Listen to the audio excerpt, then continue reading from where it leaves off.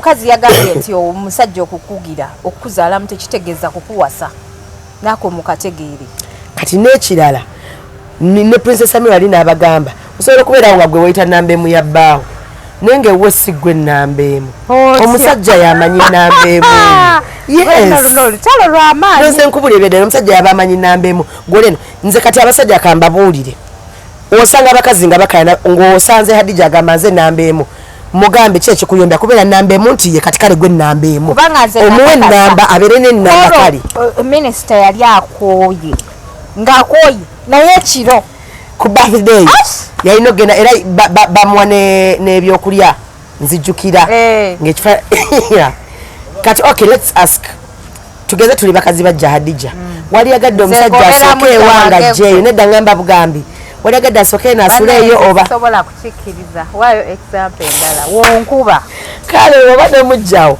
wali yagadde omusajja asooke wamujjawo alyoka ajjeewo oba asooke wadde asembe ewange kati kyekyo kye mbagamba nti omwami aba amanyi nnamba emuye oba okyayagala but the more wakunyigiriza ku kisenge you quit. So for me Chosen Becky, I want you to take heart.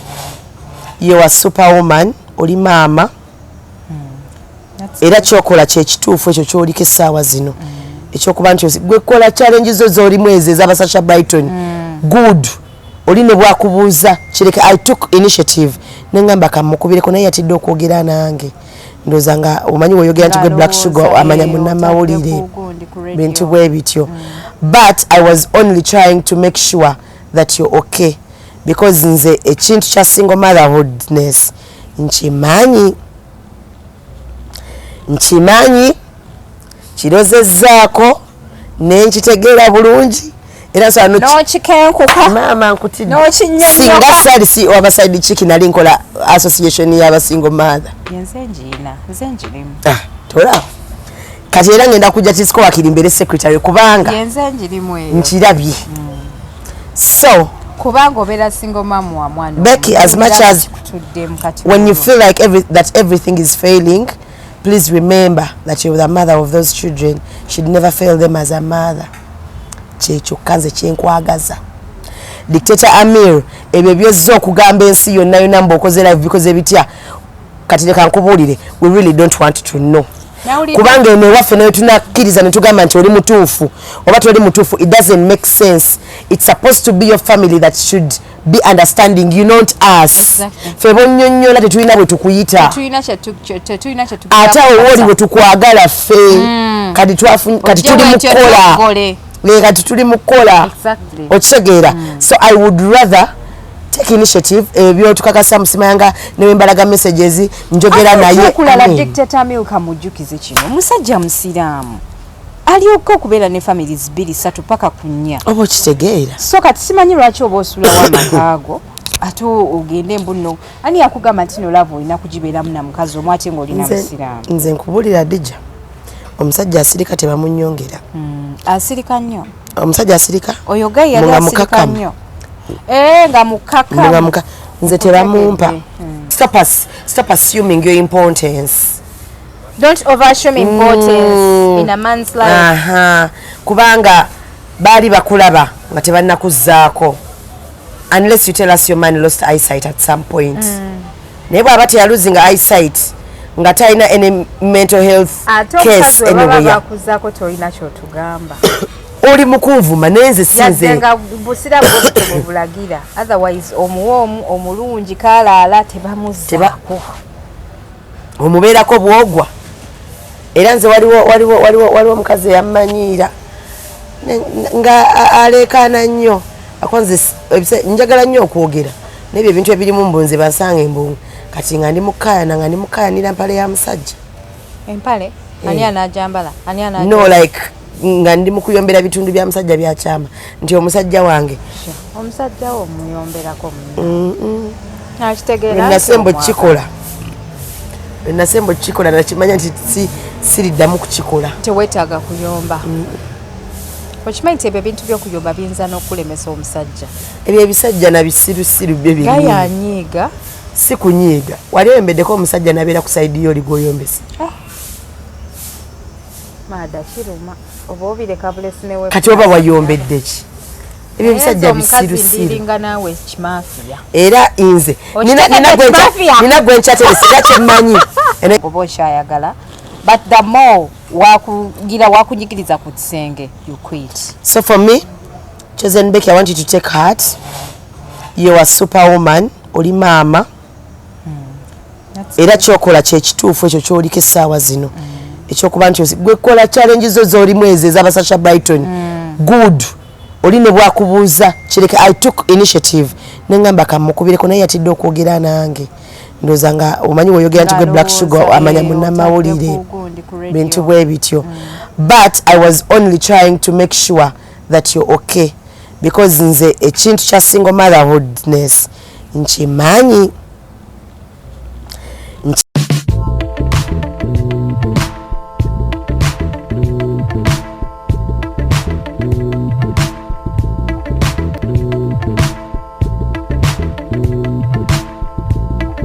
Assalamu alaikum wa rahmatullahi wa barakatuh. Abalungi abali ku HQ Media ndine Black Sugar olunaku olwaleero amatakikini agataka program amasape every Saturday tugimisinga mbaako naye bulambalamba mwebale nnyo okutulaba mwebale okusubscribinga tuli wano okubanga tubayisaamu mu mawulire gammwe agakutte akati mu week.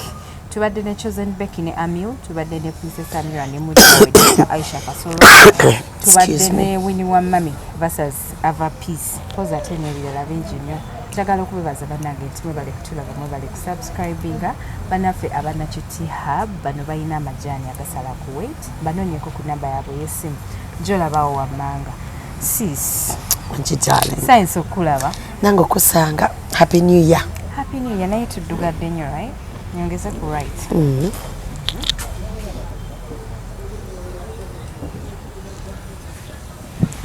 yeah better ng'abantu omanyi kala yange yafuuka kivumu ate eyo nno kale no anti kati gwe your complexion is fairer ku yange mbunkusingako nkotedda nyenyola gwakoowa kiki ekifaananyi gwe tokiraba n'ebyaddala but I don't know why people feel like kala yange kivumu oli ajja mu comment section nga azze kunvuma n'agamba ono namuddugavu nogaba bannaye kati gwafuuka ddi omusa sina nteekateeka emunyungukamu yadde wabula ate bwe wabeerawo option enzikiriza okusingako wano eyo nsobola ogitwala kati anyiga olwokuba ndi muddugavu yeeteeketeeka okubeera nga afa obusungu akutuke nga obusungu obwettumbizi kubanga I'm not planning to be brown anytime soon. Exactly. I told you to be brown not anymore. You're very beautiful. I know. Naye kati bali kibatamanyi. Ate even kweyeresa is a choice. Waliwo abeerusiza naye birabika kati byafuuse byampaka.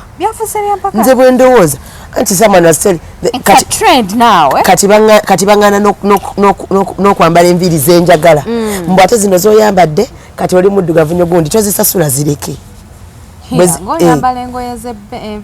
anti kati kyova olaba the girl is called Xavier Beauty Center ali awo ekiyoka ku Junction Mall bulungi ate buli authentic kati gwe owulira nga kaviiri kenyambaye tekakunyumidde tokasasula ate ani akusasulira weesasulira kyenkulaga nti abantu b'oku midiya kuno ku mutala kuno asobola okunyiiga mbu lwaki oyambadde ezengatto naye nga si yazigula oyo mwala nga takyusa ngatto no gamba ngulirayo empya okitegeera bannange 2025 mu ku myaka janja buli muntu wali walabira omwezi stop supervising our lives omuntu nakusupervising ayambadde enviiri ki kati akoze enjala ki kati alina musajja ki supervision etuuse ne ku ovaries waliwo ne gwe nalabya abuuza nambwayo mbu olubuto lwa Suna Beni lwalagawa nengamba te kati watuse kati mwatandise ddi n'okusupervisinga n'abaana anti lwaliko nga luzimbye excuse me oli serebu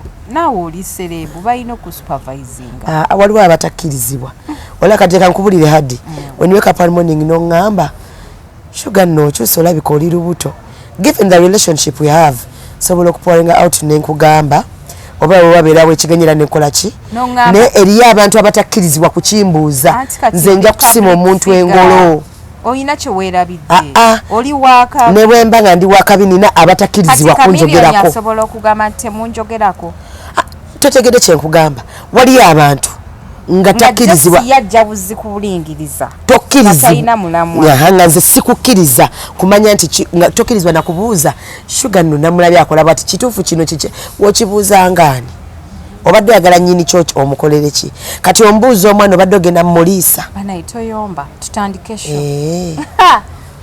obadde otuse so Dr. Amir last night yavuddeyo najja Dictator Amir Dictator Amir yavuddeyo najja neyewozaako n'agamba nti omukyala namwagala bunkubira bwerere naye okwagala kwange kwatuuka ne kubeera expired nenkola ki ne moving on meaning that yavuddeyo n'ayogera amazima nti relationship tekyaliwo ekisokera ddala tewali yabadde akuba Dictator Amir the thing is nakyogeddeko neggulo nakulabye ku radio show yaffe the thing is bafaani bano basobola okwambaza akagatto nekakutuuka nze nagenda nenjogera wano akantu neŋŋamba guno omwaka luli nga tuli kuva mu guli omwaka ne mbagamba buli muntu eyankola ekibi tufunyemu ka break ka fireworks bwaggwa tugenda kuddamu twewala ne bupya nze siri banene obusimanyanga Hadija yansobya sigenda kugezeza mu kunsobya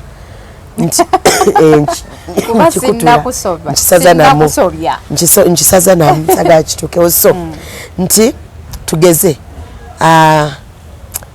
Shami yansobya omwaka oguwedde kati engeri gye tugenda mu mwaka omupya musimanga ebyemabega tubireke emabega tugende mupya nedda mukwano nze ngenda kujja naawe n'ennugu yange paka mu mwaka omupya bwemba nali sikwagala tebinakyukamu sikwagala bw'oba wali mujja wange tebinakyukamu oli ki mujja wange ye bw'oba nga twalina empalana woyita siyitawo wempita toyitawo namuguno omwaka wetwakomawo tutandikira just tufunamu ako ka break ka fireworks okitegeera same goes back to this situation that Dictator Amir has.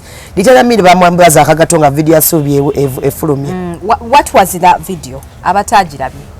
Video yalimu violence like ngeraga nti omwami yali violent omwami yali violent tayamba mu camera mwalagira okufaayo kubanga omusajja yali actor yali mwegondi yakwata Becky nga ali muleeba namujjako omwana namutereza bulungi be ku kifaananyi bwe bamala namuddiza omwana we namusindika eri okategedde bannanga omuyimbi you date them at your own risk kubanga asobola okujjayo information yonna mu kayimba. That is what I want to differ on. Script ene ba ya DOP. Ni Princess Amira afulumiza mujja wa kayimba. Sawa yonna. Mumujja kuloza anti kamujja. By Princess Amira has a very beautiful song that is coming up. Naliko na yeyo ngakola visualizer nga nungi. So Akagatto bagenda ne bakambaza Dictator Amir. Then ne kigwa kufe bannamawulire abagala kavugiddewa tetuwagala lutalo tuyitako wakiriko tulukwata ne tulukyusa bwe tusaidi zonna tulukuŋŋaanya ne tukola w'amawulire neke mwerabirayo ne tukazza okitegeera because Dictator Amir is the same person eyavaayo kemabegako ng'alaga nti n'omuntu eyayogera ku mawulire gabo kubanga bawukana nkyeze Becky si matuufu era n'awawaabira saawa zine era yavudde n'agamba namwagala is in the past okitegeera kitegeza yakiriza ne mukwogera kwange nabagambye eggulo nti Dictator Amir how I wish you found a better way of bringing all this out kubikwasaganya bulungi before it escalated because njagamba bulira mazima if you are to hear everything that is going around ku social media wawuliddeko kusaidia Chozeni Becky eri mu luyimba olowooza olulimba lukwata ku bantu bangi kati Chozeni Becky talina wasobola kuvaayo kubanyonyola nti bayawukanye nga ye yajjanga mu kamera n'agamba omukwano gwo kugenda kunzita biki namuwaana kiba kiswaza wamma Becky ngokisobola echi nojja n'obubantu nti wetuli twayawukanye. Now let me tell you something. To some people it's hard. I was dating a guy that people knew. You know. No, like my musako yanga abasinga Hasn't in your circle? No, not that time, yes. That time you were not yet. Kati nze wemba n'omusajja abantu ambere okumpi bamumanya. My close friends mumanya nti ono yebawani wa sugar. You will die. You will die, my sister. Kati. Kati. So namudatinga mukaawo ngenda ku restaurant y'abachali bange yaba B2C awo Salama Road nga manager ngamba ogenda sula wane wabbaawo nali point blank ne mugamba tachali because you fell out. Imagine if your love was on social media. Abantu nga babadde kati leka nkubulire. Okimanyi when you fall in love on social media, oyina abantu abakufoolingirako. Bofoolinga nabo. Kati leka nkubulire Hadija. Oyina okukomawo bannyonnyole. Hadija leka nkubulire. Nze bwe mba mulaavu nja kubamanyira. Ekyo nkibasuubiza. Nja kubamanyira nti jjukane mutimbe nkole ntya byonna bwe mba neetaaga omugulira ekintu kyonna kya what I can afford in my powers I will. Kati gwe side checking ng'otimba musajja wange. Anti gwe wuli gwe tufaayo nja kutijjukana mutimbe. Tugenda kwambulako wundi. Kutidde. Mutimbe bulungi nnyo bwe twawukana mujjeyo. Okitegedde nja kudda mbeto ne bagabe bannange mu nsonyiwe luli okubayisaamu nnyo eggaali naye bankyaye. I'm now what? Single. Me, every time I go into a new relationship, it's like I've never been in any. Nze buli gyengendamu ebampya nze era nze buli musajja gwenfunye mbuno bulamu bwensi ansanga nina embuzi bw'oba olowooza nnimba noonyiriza wawayi bansanga nina embuzi. So Dictator already gwe yakyese kino ekintu neki oba kusajjulukuka oba like you let it out. We were moving on well. Social media is social media. Until you started getting those calls ate simanyanga bakubidde kasuko ate bakubidde gondi otegere like kastori ngara inbox yange bye bangambye njagala mbibulira abantu ngabakolera Becky amafukule era gaye yazze oba gaye oba chick nangamba siso ebintu ebyaga kubanga Dictator Amir ajja biraba ategere nti nze ate buli anenya Becky tamanyi kye bayita bulumi bwa kubeera nga yo a young mother. Enamba eri anonymous terina na profile picture naye wali alinawe erinnya hi dear Hadija good morning tuyambe otupostingireko zino ki otupostingireko zino screenshots naye eno WhatsApp ki eya wait ya Samsung I'm waiting for Max and the driver they wanted to olonga agezaako okumpa proof nti omukyala bulijjo ye javanira mu bufumbo bwamiru ng'alinganga agezaako okugamba nti kye kyabaawudde kanziteremu abantu bazirabe shuga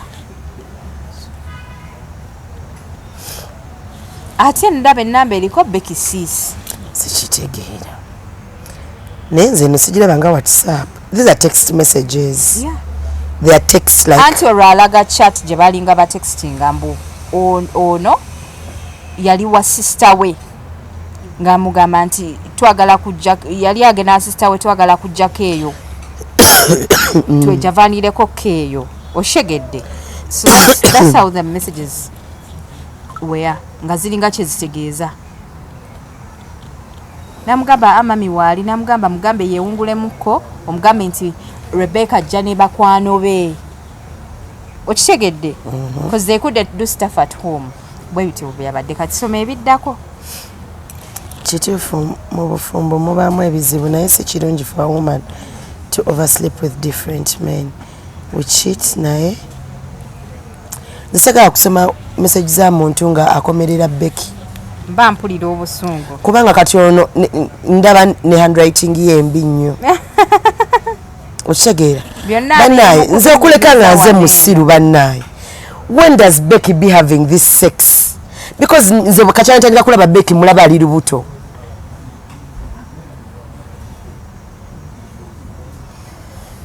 I'm not buying that. Bannaye engeri gye babadde begadangamu ne Dictator walalabyeko kankubuuza walalabyeko ku Becky nga tali lubuto. Nze kakyala ntandika mulaba aba lubuto oba akamula ng'ali lubuto ne baleeta omwana nti bamuzadde mu bifaananyi dakika bbiri era noddamu n'omulaba ng'ali lubuto. Era ng'agezaako okugamba nti these two we are not staying together. Buli muntu yali alina gy'abeera nga kyagezaako okumbulira no. Nze kyemmanyi the truth is Becky yabadde asinga okwagalamu eno relationship. Ate omanyi obuzibu tulina abakazi we twagala tulina engeri gye twagalamu nti n'ensobi z'omusajja nti n'ensobi z'omusajja tukiseera you can even start to osobola okutandika okutunyira ensobi z'omusajja n'ozifuulamu ezizo n'ogamba oba nze mupushinze so much oba kikoze kuba nga nkoze bwe nti oba kino oba kiri kuba okigere w'owulira ebintu Lwendimaka bye yabadde ayogera bisobola okusigira ekifaananyi ekituufu bisobola okusigira ekifaananyi ekituufu kubanga yagambye ne ku lubuto olwasooka balina misunderstandings ye yalina n'okwegayirira n'agamba kale omukazi oba tokyamwagala mwagala olw'ensonga nti kati luno olubuto lulwo owulira so kitegeeza ate waliwo abakyala nga bo babakuza babagamba kati Adija gwe setting yo olina ofumbirwa nedda for the society they think like that. Okay, anyway, nchengezako kugamba setting yo kati gwe tosa bakere ku machaba ulire nti no Adija yagambye si oba side chick. No, of course. Otege the check kugamba, but for me it's okay. What if I can't say it nayenge yomunda in the house auntie, which is okay because Banji, that is always acha abantu banjagala. Oba acha abantu babera ba commenting a sugar of our CEO because I spoke chebali balowooza nti chivete chikirizibwa kwogera nti bono yogera nti oli side chick bagenda kubalanga malaya and all that. From side chick to our second wife. Abantu tebamanyi. Okitegeera. From side chick to Amira. So kyengeza kugamba kino nti bw'owulira ebigambo gundi Lwendimaka byakunnyonnyola olabira ddala nga whatever the relationship we kambi bagamba wanene lwakuba mwe temubitegeera abantu abasinga ku mutala kuno muli mu relationship si mwekka I give it time ndaba nga njiri muzekka I realize it I heal never mu relationship nzekka neba naawe abasajja bano tebasaaga nange si abaside chiiki ne mukinkola muli babinyo mbadde mu relationship bwogwa osobola okubeera mu relationship wekka naye osooka n'ogibeera mu lwansonga oba okyayagala but the more wakunyigiriza ku kisenge you quit. So for me Chosen Becky, I want you to take heart. You are superwoman, oli maama. Era kyokola kyekituufu ekyo kyoliko essaawa zino ekyokuba nti gwe kola challenge zo z'olimu ezo ez'abasasha Brighton good oli ne bwakubuuza kireke I took initiative nengamba kamukubireko naye yatidde okwogera nange ndooza nga omanyi weeyogera nti gwe Black Sugar amanya munnamawulire bintu bwe bityo but I was only trying to make sure that you're okay because nze ekintu kya single motherhoodness nkimanyi kirozezzaako nenkitegeera bulungi era maama nkutidde singa sali si abaside chick nali nkola association y'abasingle mother tola kati era ngenda kujja kisiko wakirimbere secretary kubanga nkirabye so kubanga obera single mom wa mwana Becky, as much as when you feel like everything is failing, please remember that you're the mother of those children. Should never fail them as a mother. Kyekyokanze kyenkwagaza. Dictator Amir, ebyo byozza okugamba ensi yonna yonna mbokoze live because ebitya kati leka nkubuulire, we really don't want to know. Kubanga eno waffe nayo tunakkiriza ne tugamba nti oli mutuufu oba toli mutuufu, it doesn't make sense. It's supposed to be your family that should be understanding you, not us. Ffe bonnyonnyola tetulina bwe tukuyita ate owoli bwe tukwagala ffe kati tuli mukola okitegeera. So I would rather take initiative ebyo tukakasa musimayanga nembalaga messages njogera naye kulala Dictator Amir kamujjukize kino omusajja musiraamu alyoka okubeera ne families 2-3 paka kunya obo kitegeera so kati simanyi lwaki oba osula wamakago ate ogende embuno ani yakugamba nti no love olina kugibeeramu na mukazi omwe ate ng'olina musiraamu. Nze nkubulira Dija omusajja asirika tebamunnyongera asirika nnyo omusajja asirika oyo gayi yali asirika nnyo nga mukaka nze tebamumpa kansigaze omunyolo wange bwanyiiga manyanyize kati ate wabakanye n'abanyolo nenze nga mpaladde n'omunyolo. I think we are making now 8 or 9 years. I swear. Okusinzira mbozi gye wanyumiza ate omunyoro yaliwa. Yeah, and do you remember the first interview we did? The one who was supposed to pick me? That is the munyoro. Yoli gwe wasobya namala n'akusonyiwa. Beera n'oyo tu. Simuvaako tuli tutya until death do us apart. Waliwo Abamerika abakulabanga bw'obagobagoba n'obunyoronyoro. Omunyoro wange waliwo yangambye nti balogo dadi wafuna akati kubanga kakola ne bannaayi ndaba obwedde okola oyoozi sugar tongamba nti wandese mukati sisobola kukikola. So kati chosen Becky yagenze n'ayogera mu audio nagamba nti oba yatumye bubaka nagamba nti bwoba wakulangula abamama bo bali ne tata wo beeyawudde oba tokyagaliza baana bo. But to some extent Becky njagala okubulira ebigambo bineeno tugezaako nnyo okuyita mu steps z'abakadde baffe ze baayitamu naye life neetutwala nange nali sagala kuba single mother because I was raised with a single mother. Naye bwe namala nenkiraba nti kintuuseeko I accepted and embraced it. Neŋŋamba alhamdulillah Mungu bwakoze kati nze nkuze ndaba tata wange ne mama wange bonna weebali naffe weetuli abaana we are 7 but right now I have a son and I'm a single mom.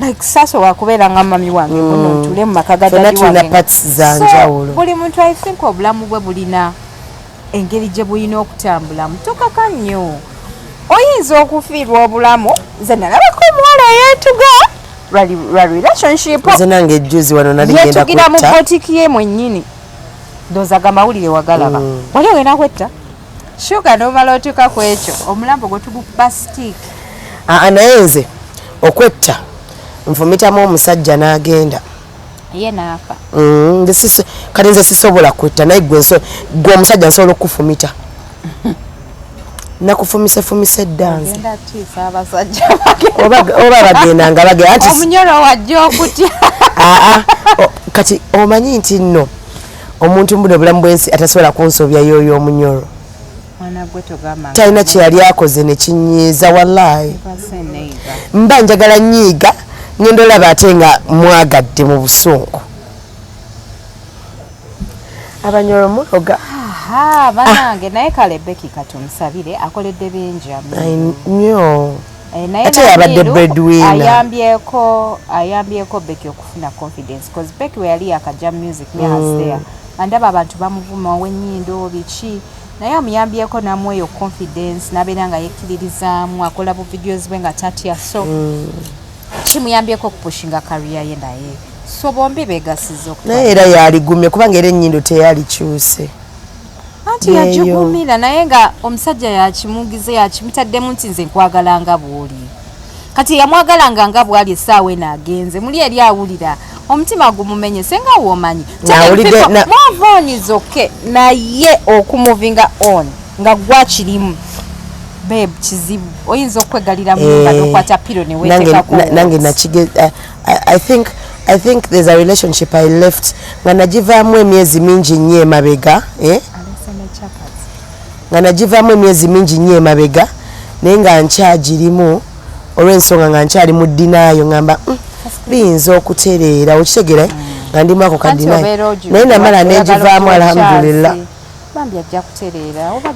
oli relationship ekosa ebintu ebyekisiru n'ogamba kale nakino nze nkikoze ngaki byakisiru ngaki ndeka nze wabula anagwa buli kintu kyokola mu nze bukyanga nzaalibwa nakola ekintu ekyobusiru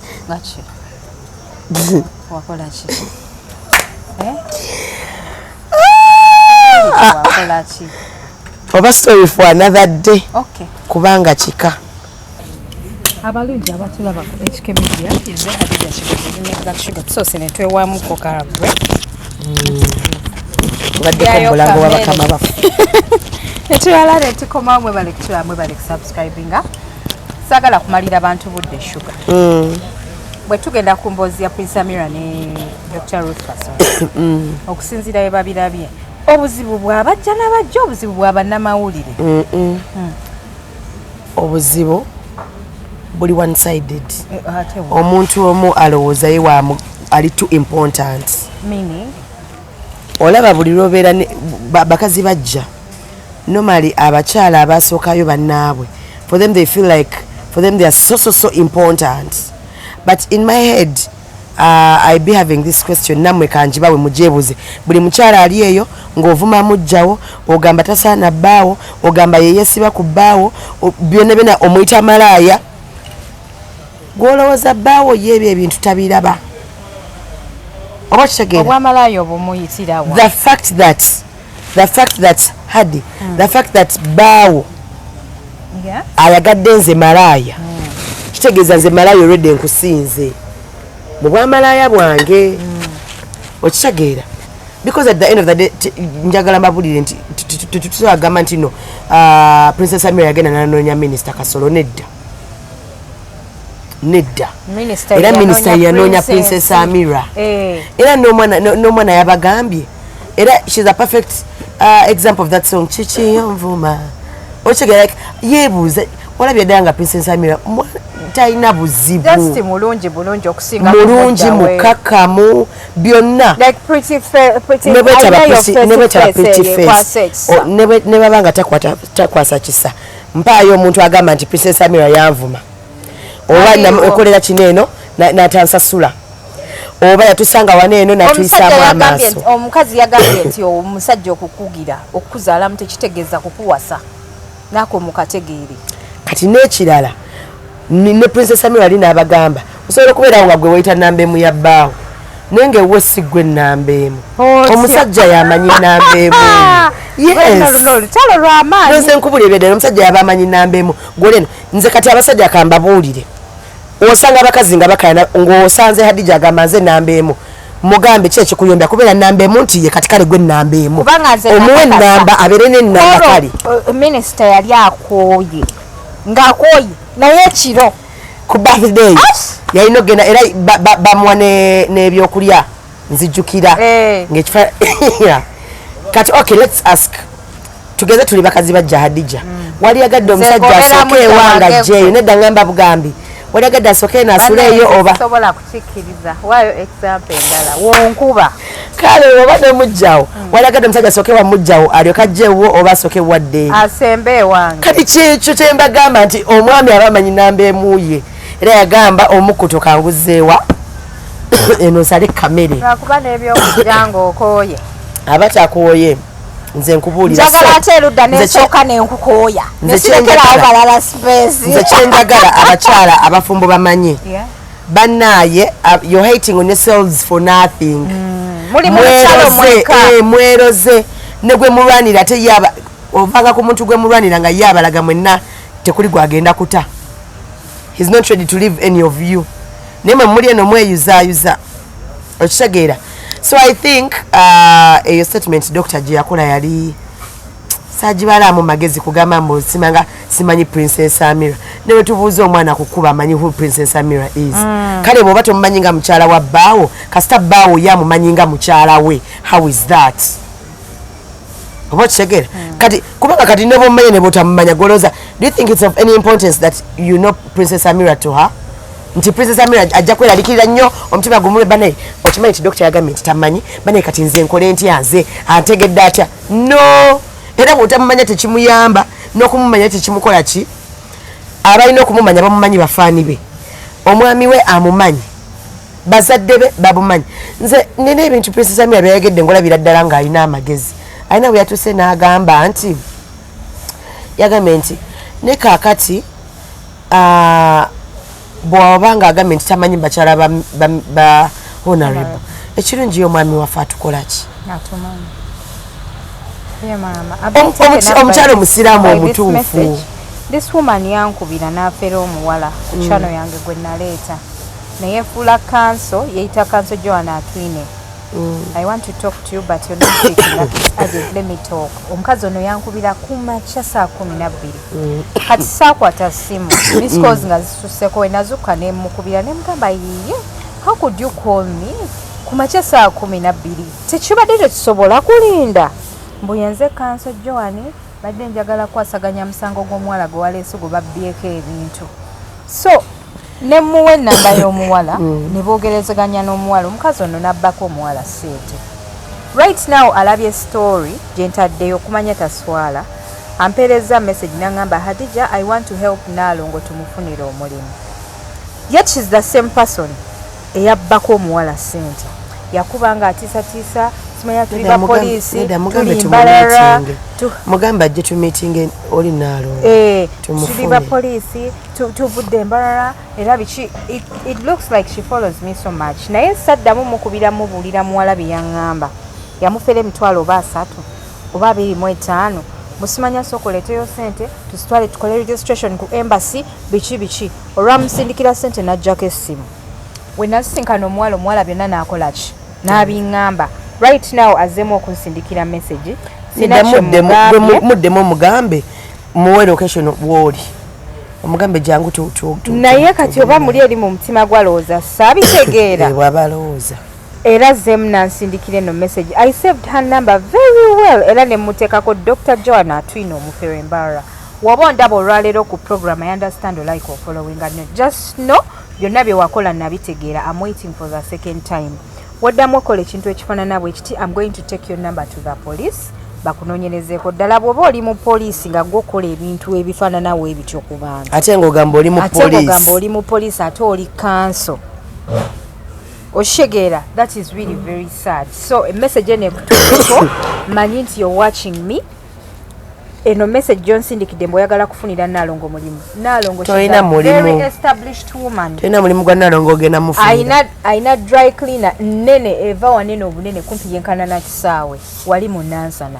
Aina good, aina company etunda fruits era ndoza wamuulidde so sibe bana abanakunaku b'okukyalo boolaba bentera okukyaza ebiseera ebisinga munansonyi okwogera bwe nti abajja nti babasondere ye kyayagala ayagala justice and that's it so bino byogamba mbu mutuwe tumufunire omulimu omusajja talina kiddako no tanoonya mulimu she's a rich woman ayagala amagezi gamu mu comment section ayagala muwandiikira bigambo binaamugumya mutima n'abantu abasobola omuyamba ab'obuyinza I feel very pissed about this woman. I get. Omanyi naleta omwana ali very innocent ono omukazi n'amufera emitwalo 25 ate ng'omuwala yajja bambi anoonya just obuyambi bwa mitwalo 8 ne bazimusondera ate omukazi n'azimubbako ng'akozesa olulimi lwo olw'obufere so I think this message reaches you toddamu kukuba ku simu yange yadde okumpereza message cause bw'okiddamu I'm going to take a step lawyer wange ajja kwogera naawe paka eyimbalala wammwe tuguleko omusango Wama, let us go back to Princess Amir. Yeah, so just change agala is bakazi stop assuming your importance. Don't overassume importance in a man's life. Kubanga bali bakulaba nga tebannakuzaako unless you tell us your man lost eyesight at some point. Naye bw'aba teya losing eyesight nga talina any mental health case anywhere. Akuzaako tolina kyotugamba. Oli mukunvuma nenze sinze. Yazenga busira bwo bulagira. Otherwise omuwoomu omulungi kalaala tebamuzzaako. Omubeerako bwogwa. Era nze waliwo omukazi eyammanyiira nga aleekaana nnyo akwanze njagala nnyo okwogera n'ebyo ebintu ebirimu mbunze bansanga embungu kati nga ndi mukaayana nga ndi mukaayanira mpale ya musajja empale ani anajambala ani anajambala no like nga ndi mukuyombera bitundu bya musajja byakyama nti omusajja wange omusajja wo muyomberako nakitegeera nasembo kikola nakimanya nti siriddamu kukikola teweetaaga kuyomba okimanyi nti ebyo ebintu by'okuyomba biyinza n'okulemesa omusajja ebyo ebisajja nabisirusiru bye biri gayanyiiga si kunyiiga wali oyombeddeko omusajja nabeera ku sayidi yo oli gwoyombesa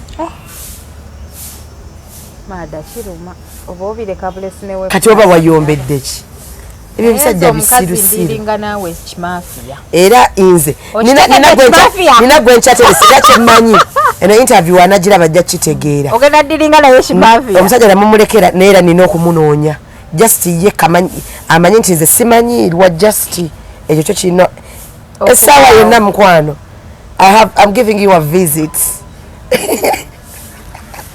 tebakuwa visit nga gwogenzo visit tomanyi nkumanyi nkutidde nkwesigamu ekyo essaawa yonna nkukyalira tozanyisanga muyimbi saawa yonna Princess Amir akubira Dr. Ruth Kasolo akayimba akayimba nalabye mu captions bwe yatandise okuwandika ng'agamba nti simanyanga eyasoma nga toyina gunti kati nedda leka mbuuze omwana Amir oyo anti because aba replying oli waliwo kubanga oli yagambye mbomanye okubanga oli mulungi ng'ate wasoma simanyanga nga tofu my friend you're now reminding us of your qualities anti yabadde yeegamba yes naye kati omanyi kitegeeza kino ekintu kikunyigiriza you're not happy in your home okutuusa nti kati oyagala natugamba bifo gitadde ne ku social media kati nze ate ku kitiibwa omukyalo oyo kyalina mbadde kino oba kitegera kati nze kankubuuze motivational speaker mbadde simusuubira kati nga nze osanga dijjanga ntandika nze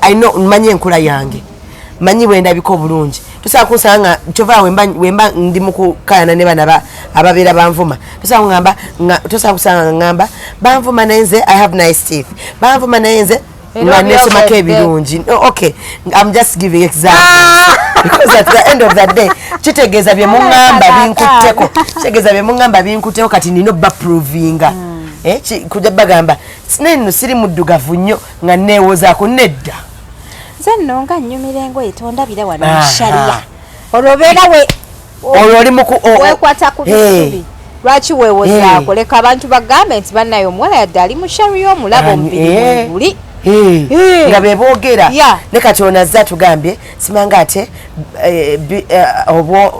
omukazi omugezi ate nga afumba naye ekyobulungi saakiwuliddeko nakyo yakitaddeko naye nengera okujjukiza nti ensonga ezo ensonga zonna z'olina zotwala nga privileges yensonga lwaki era baakuzzaako anti oli ayongerako ne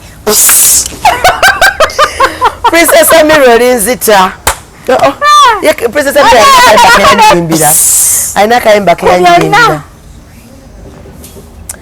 kali awo nga kakyejo kale omukyalo ononye newonyigira nga tolabawo chobola abantu bamuwolereza because bambi okiraba kimaama olina kyotayogedde Princess Amir kyayongerezaako kuba bw'omala okusoma n'omaliriza okuba omulungi okufumba waliwo ebyeyongerako kyekiyongerako okuleeta ezo fruits Princess Amir zeyaleetera mu night I know abikola bannaye yaba mwatadde okuba mu social media zinabagamba omuntu ekyokwogera ona bayagala ebiseera bonna abakyala be balina ebiseera balina wano ye kasitala bawa ebiseera oba omaze oba oyiseewo munaye honorable yeddira fumbi naye nange naali mweteze kati honorable olaba otya bwofuna ekikyalo ekiddugavu kubanga sina kyeneddira munaye honorable yeddira fumbe Kasolo nze sina kyeneddira era kati abo bonna nzisingawo abaana baabwe naye simanyi lwaki babeera bayombayomba buli kiseera yundo bambi kyamira era agambe tamanyi yabagambe nebaga sikyateekwa mujjawo okumanya nze ne bwe mba nkumanyi siyinza gamba abantu mu public mbu I know you for what reason sikyateekwa kati nga ngamba abantu mumanyi gyali kuki nze sikumanyi bawafe alabika yakumanyi naye nze nga kibozeomusajja bwe mba naye aba wange era nze nabagamba omusajja wange bwomusasolo bambi mujjamu nzi olaba wamma wekulaga ba wange n'omusanga n'omukazi omulala oyo taba wange owange abawaka nze omusajja yetasobola kuba mwenzi naye nze era toyinza kumbuuza mu media kati gwe ng'ombuuza nti mujja wange mumanyi nkugambe mumanyi nsanyusa ekyaleeta ki ku mmeeza excuse me mumanyi nze mba sikumanya ekyo ekiseera so I think Dr. Ruth was right. But also Princess Amira doesn't know Dr. Ruth Kasolo. I don't care. Naita mumanyi. Naye kwegamba engeri social media gyekubyemu Dr. Ruth. Bali bagamba Dr. Ruth yabadde ali supposed okwogera nti namanya. Ekyakubizza Dr. Ruth. Amanyi ngani muganda we. Ekisabuza Dr. Kwewa importance. Kweteeka waggulu. Kubanga gy'oli bali kuleseewo wekka mukwano. Obeera mulaavu nga n'omusajja yakakukuba embaga nga bw'olaba Dr. Ruth olina okweteeka waggulu. Anti kati Tuteyako nnyo because all of us know that the man is not his alone. Toyina lulala lwogenda kweraga okujjako ekisero omusajja lwakwagala. Olina okutambulira kuli n'olinnya buli muntu ku mutwe. Kirizagana we all know nti kaakati bamulya bameka. Kubanga ng'oggyeko abo be mumanyi waliyo n'abalala ate be mutamanyi. Anti kyenkugamba nti kati ye atwetera okulaga nti nno amuliko yekka, which is not the thing. No, it is okay. It is not okay. Kayerage kubanga ye yemanyi nti yaliwo yekka. Then tujja kukuddamu. Mujja kumulaga video ng'ali ewa Amir. Era tujja kugamba oba Dr. Ruth oba tumugambe nti nno ku birthday minister yasula wa Princess Amir. Omwana natulaga n'ekifaananyi nga kiri mu nnyumba. Nabiraba naye era dokita olulala we bakutunuzaamu akazindaalo si garanti nti olina okugamba nti bajja bw'obamanyi. Weemanyi wekka ne bwembanze. Ne bw'oba ggwe proud side chick gwe. Madamu lawyer gw'ofumba naye ayimiridde wali ku parliament alina by'ayogera. Oyo mami nze mba mumanyi. Nze mami mba mumanyi. Anaye ndeka tonsesa. Okay. So nakubuuziza ekibuuzo nti ogusalira bannamawulire abaabuuzizza ngusalira dokita. Dokita first next time when she's speaking asengeke byanayogera. Nakyokulala oli wadde mbogamba abantu tombuuza ebyo. Genda ku kibuuzo ekirala. Kozi nze toyinza kumbuuza bintu bifaanana bwe bityo. Nesigumusalira tweyanzizza ffe bye twagala.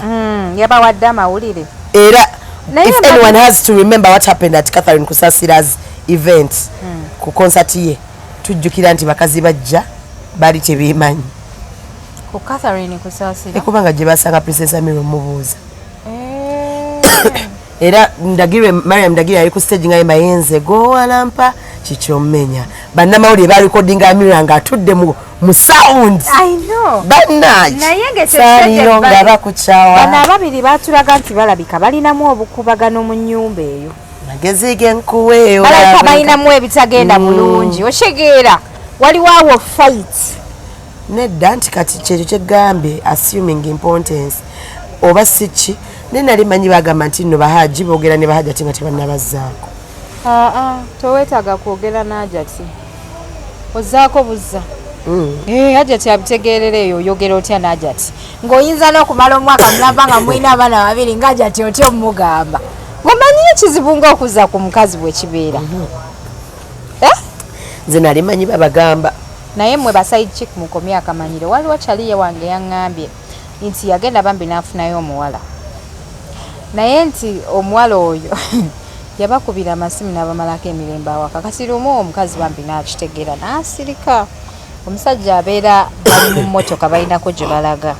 Omuwala n'akuba omukazi n'agikwata n'akwatira omusajja kuba omusajja yali avuga n'ateeka ku loud speaker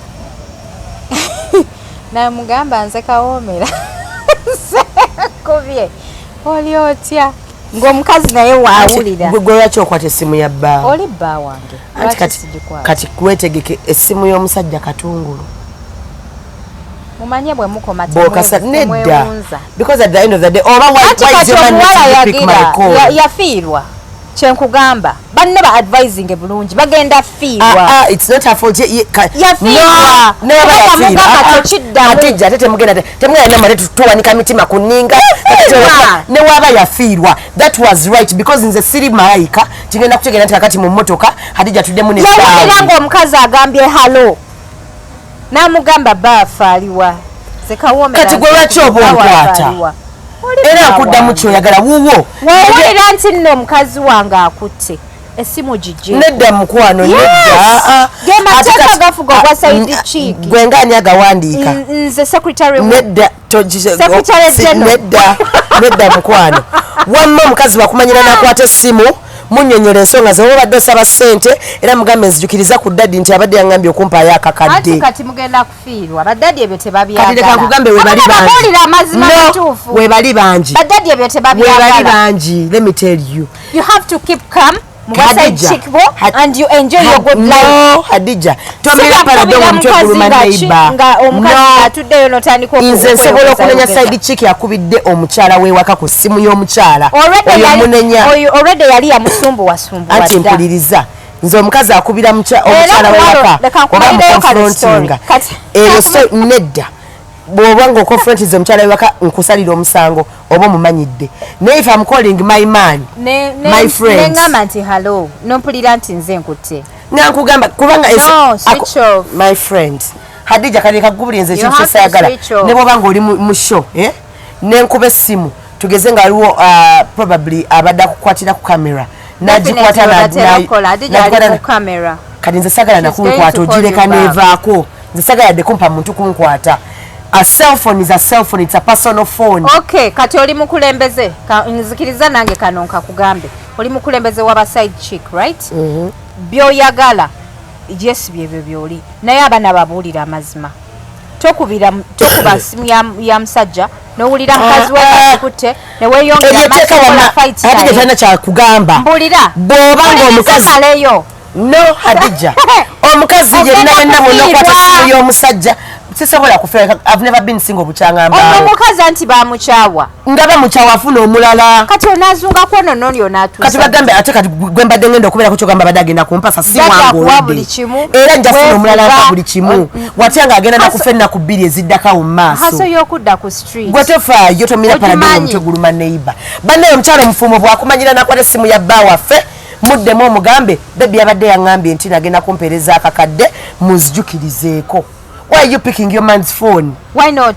Why are you picking He's my man. Why am I picking my man's phone? Kati gwenga mami tuyambe okole kyembadde ngenda okwogerako ne daddy. Era mmanyira abo abakazi naye nze temumanyira. Nze nange togezanga nokwata essimu y'omusajja nga mukulu. Kubanga nze nembera gwe nga gwe side chick wange gwe nonkubira ne ngamba halo nonyumiza ebyo mbudde muganda atuwa akakadde gwo ndaba kimafia. Tusala kula kadebe temubitutiisa nakugamba ddawa notungira toyo. Nsobola okuwamba. Nkugambe. Nkutwaleyo mu kiyumba. Abayaye bangabo yali filimu yali filimu era mugambo bwayambuka yali filimu kutidde nagamba ageza nze nkugambe nabagamba ddano ffe tuyingira toyo ezibeerako staff only ku ssomero ze twayingiranga emmere gye bafumbiranga abasomesa kati ngezaako okulaga nti temugenda tutiisatiisa mu ngeri yonna bino bya musajja eyo toyo omukazi wakumanyira nakwala essimu ya bba waffe mugambe sigwe gwe mbadde njagala mbaye njagala ku daddy kyovolaba omukazi bw'aba kimanyi nti bbawa alina abakazi babiri aba ali contented nti Princess Samira gyali Princess Samira wakuba tajja mmukwata naye tuli mu mmotoka nkubulidde scenario yali bweti bali mu mmotoka bavuga omusajja n'amugamba pick otekeko n'ateeka ku loud kati musajja we alina obuzibu kati musajja we yalina obuzibu kati nze obuzibu mbusangawa nga olaba daddy akugambye nokugamba bebi waffe mukwate nga hello omuwala n'agamba oyo munkwa omanyi nga abasajja bano ba businessman bagamba mami oyo mukwate gamba hello nakugamba nze kawomera bafaaliwa ate olozani abayantuma kawomera era aba yoyo yennyini oba weemanyi yoyo omwami waffe era yabaweemanyi nze leka nkubuulire lwaki aba teyakusevingamu kawomera nedda kuba kati ndi mukugamba benyini just oba weemanyi nga gwabyeyita sibyakweyita kawomera gwoba obyeyita sibyakweyita Hadija omukyalo omufumbo aba yakuweereza olimbye omukyalo omufumbo yenna amazzi enkuwabula bw'oba osobola essimu y'omusajja bwevuga giwunzike olaba bwevuga bweti nga ya musajja bwekyo kisoboka giwunzike olimina kulaba linnya lizze mugenda kulwalira bwerere gwe tofaayo ndwale ku alusa waakiri naye nga abasajja abafumbule tujja kubavaako tubaliko nnyo ate guno omwaka mulalamu ewali omusajja omufumbo oba onywereza ddala. The good thing I know about abasajja abafumo, they don't disturb. Anti era ogenda mukivulu n'okomawo buli kimu okifunira mu budde rent asasulibwa mu time. Mukama ampeera abasajja abafumbo omukisa.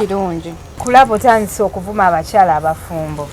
Abalungi abatulaba ku HK Media tuline proud side chick olunaku olwaleero era w'oyogera ku nsonga z'abafumbo alabirira ddala ng'olinye mu keeki. Nno sibalinaako buzibu nno abafumbo Adija. Obalinako obuzibu obalinako. Sibalinaako buzibu kuba tosobola kukkiriza naye I'm one of those girls who respect married women a lot. kati bwoba respecting a married women lwaki tosobola kukkiriza the fact nti omukyala bw'agamba halongo side chick tebakuwasa you have to because it's not right. It is right. It's not right. Nchizana ku general lwakubanga sugar cheka tebakwagala nga kongo oli omu toli mu kukitegeera mukwano omusajja sookwagala nga oli omu nga yegwe main chick naye ng'abalala just tojja kutegeera kintu kyenkunyonyola kubanga naawe olina kintu kyoyagala. Don't assume importance of a side chick. I'm not assuming their importance. That is why I told you. Obuzibu bw'olina Hadija ngenda kulekerawo okuddamu kubanga olina kyoyagala nkugambe kyesitajja kugamba nze njogera amazima Hadija oba okimanyi nti buno obudde it is wrong. It is wrong. Hang on. It is wrong.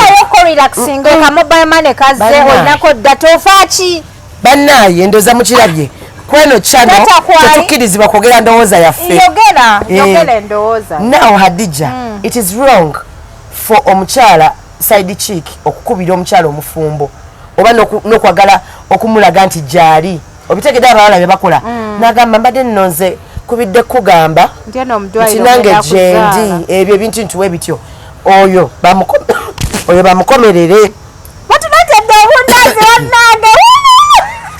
oyo bamukomerere nsooka kumalayo ensonga yange naye omukazi bwe manga nkubye ku ssimu ya musajja nkiddamu neera omukyala ayina omufumbo if you don't want problems obanga okimanyi nti omutima gwo simu gumu bulungi essimu y'omusajja gireke kubanga ogenda gikwata nga nze akubye nze nkubuulira kati osobola okusanga wife ng'avuga gel nga gw'oli mu practice kati ndoza olabako obizizza kati olabako obizizza ngivuga sigivuga andya tandya bw'ajja nandya tamala oba amalira mu gyero inkubuuza kati ekyo kiveeko kati ekyo bwe tofaayo tomira paradogotyo buli mweneiba nemwera muli ba missionary kubuliri tata Brenda chuka kati wetukira ku missionary tuba twa enjoying so ndozolaba we mu presuming how you presume your importance my friend ngenda kubulira oba ovuga nnyonyi nga bawe kubulira nnyonyi second wife it is okay naye woba oli side chick ndabwe mweita it is not fine with me kati gwe era nze sookusanga nenkujjako ze wigi ze kati kankubulire bw'obanga toli fine nakyo ngenda kuwabula ogule painkiller bagita Dynapa emu buli lunaku excuse me regardless it's a painkiller jimire buli lunaku obenga kubanga sekugenda kuvaawo ate nga ku musajja omufumbo nze kwe siva omukazi bumanyira buno naye bwetaaga lumule bukula yabusabula tewali olaba kyekyo kyenkunyonyodde nti ojja kunyiiga gw'olowooza nti nze sirina mugaso ojja oyombe ate omwami waffe ampolereze kale ofune hataatako okutukofe eddakiika ziba 2 oba maama wakubira essimu bakugamba sirika oba ziri ebyo byonna bikale kagambe tebeetaaga kuŋŋamba nze n'essimu yo weevuga nze ngipasinga ne nga mami akubye kati lwaki mami bw'akwata essimu tosirikako ewa essimu y'omusajja wange oliko ekikyamu mukwano kubanga woletera muno bakuteereddemu kibane mbere nga ndi sure ku bintu byonywa njagala kuba sure nti byonywa bituufu anti be sure that is soda ndozeeko waya ono kyaliko byebyo byenawulidde bagamba mbu simanyanga omukazi omufumbo nga mugezi ate afumba bebe byolimu ebyo si byendimu ate kati kankubuze ng'omusiru does your man lose eyesight ayinayo medical bills eziraga nti agwako ku ddalu oba agira n'aziba amaaso neyerabira nti ono ye Hadija ono ye shuga oba abula tumuteekeko kengere ku kugulu bw'abula tugambe yono omusajja wa gundi yabuze olina kyotategeera nti kya buntu omusajja okwenda kati bw'oba okitegedde toyina ate kwewa nnyonnyo kati bw'oba okitegedde manya kisigenda kuvaawo anagambye nti ebbanga sokubala ne ba side checking abana which is okay don't overassume importance in my man's life toli mukitegeera nti omusajja wange essimu yato ngamba this first half of the year Tulina mu conference ya side chick. You're welcome. Abakyala abafumbo mujje. This in the first half ya guno mwaka. We have a conference of the side chicks. Yango otegere ensobi z'okola. Olekera okulowooza nti no bana ereka nkubuulire. Love expires. Batuuka ne bakoowa. Ebyo ebirala bye bangambye nga tetunava ku gundi ya Princess Amir. Abasajja mbajjukiza okozesa protection. Mugire kochi mwe treating ko infection. Amukwano mwe mchasinze okubeera ne infection. Okuva ku macha obuvera bwa green bwoba wakumisiza amasigiri. Oyambadde boxer kilo 8. Oli kuba housewife bana abeli mukatanga. Regardless oyambadde boxer kilo 8. Olinga gena mu kigogombya. Olweso omwana ono alina eminyira ono apamye wali byonna oli mu bikola. Abo housewife boli ko beli. Saagala kumanya. Abo sibe nchikiridde lero. Abo balulala. Teri mukazi alina kasolo kayonjo nga side chick. Nze topamula. Nze nkukunda. Beba manyi viwashi jeziri, beba manyi obuwowo, beba manyi don't even try to do that. No, mwetete. Abakazi abafumo nokwema bwakuvaako. Mwetete nkanyo mkazi omufumbo koyogerako sigwe nchikiridde lero. Gwe manyi go chikiridde nze ndi ku general. I'm generalizing. Kubanga eriyo ne side chick wala isi. Ate bagala kukakkanya naye toyogera mazima gagano. Omukyalo omufumbo gwenjogerako y'omukyala ali mu gate kuliko embwa kuliko security camera kuliko gwagala kukoleza nenze nja kumundu kati oyo omukyala tomusuubira kusiiba mujozi gwa MTN mbu omwana apamye wali ate ngo already sente kati ndi mu kugamba regardless kati gwe abo beba oyagala kuŋŋamba nti abo beba sajja boyendako ndi mukubu no listen to omusajja bwatyo ngamba nze sitagana kumanya mukyala wa mukulu atunula atya nedda tojja kusiibula nga sinamanya nogeza nojjako gwe kamera eyo nogijjako gwe yutesa tujja kwekuba nze nkubuulira ogeza nogijjako ndaba atambuza akaaka togeza nojjako kamera eyo yugi nogeza nojjako eyo kamera tujja kwekuba nze nkubuulira mbadde nkyakugamba when we are speaking about married women bonna tubakola ki tubagatta kati kyogamba bali bonna tubagatta oyogera ku t-shirt oyo walula n'abaside chick bonna tubagatta kankubuulire abakazi bagetinga comfortable abakyala bafumo mwagetinga comfortable nokera ku macha n'ogamba nti kasita omusajja wange nokera n'omwekwala abafumba abenaku zino naawe obeera totozimpa siwulira misana amanyo ganyuma siwulira amanyo siwulira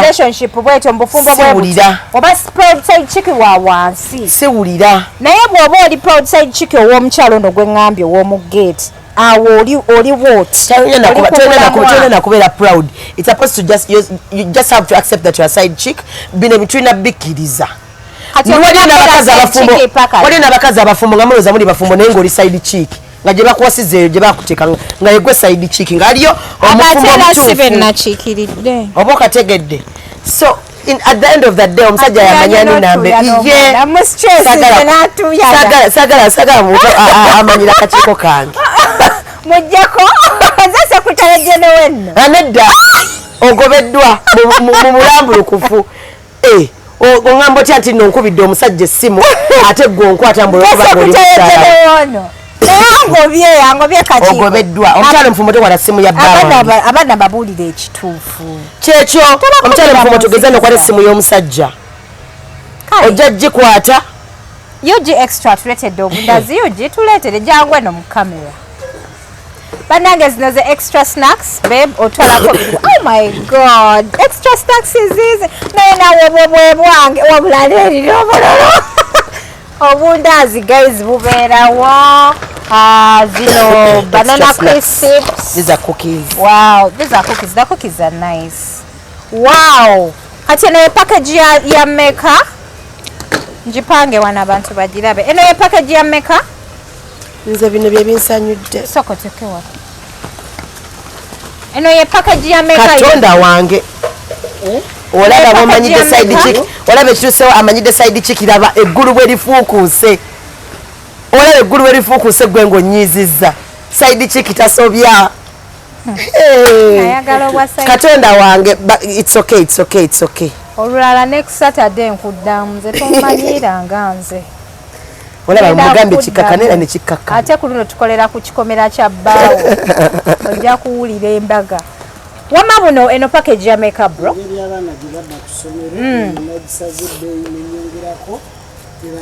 noyongerako kano anti ndabino bya mitwalo 3 this is 30,000 munaye namugamba kamuwagire nangamba nedda nagaana sente zange ate wasaba byebyo newalisayo bya mmeka byalize otherwise usibule banaye abalungi abasiba bonnako olwaleero program yino eyingiddemu extra snacks abaana badda ku ssomero kuba ku namba y'essimu gyolabawo wammanga obeere ng'ofuna ebyokulya ebisinga okubeera ebirungi sugar sibula abantu banaye tukwatagane Saturday Jack ku Radio 4 sawa emu paka sawa 3 ez'okumakya then later era ku HK Media mwebale kunjagalira kiganda kyange kino naye bebale kwagala kwagadde ate nze mbalaba okay nenga happy new year mbagala nnyo ngenda kulya byakulya kati ije extra yavumye mwana wa bendi na yagala kutujjako tujjeko kale ali bwati ontiisa tujjeko kale